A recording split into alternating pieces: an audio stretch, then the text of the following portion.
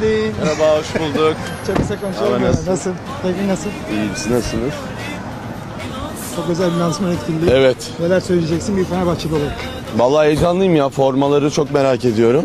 Güzel bir forma bekliyoruz. sene Adidas'a herkesin- geçiyoruz şimdi. Bu sene herkesin merak ettiği başka bir konu daha var. Şampiyon olacak mıyız? Abi sorma bunu. Buna hiç girme. Biz şampiyon olsak da olmasak da destekleriz Fenerbahçe. Hep destek tam Tabii destekliyoruz. ki tabii. Her zaman yanındayız. Çok teşekkür ederiz. Ben Çok sağ teşekkür olun. ederim. Çok özel bir etkinlik. Evet. Kısaca sizden de bir Vallahi geldik işte lansmana. Biliyorsunuz şey değiştirdi. Firma. Firma değişti, formamız.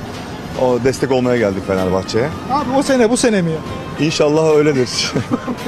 Evet, Yeni bir forvet aldık. Onu nasıl değerlendiriyorsun Kolombiya'dan? evet çok iyi.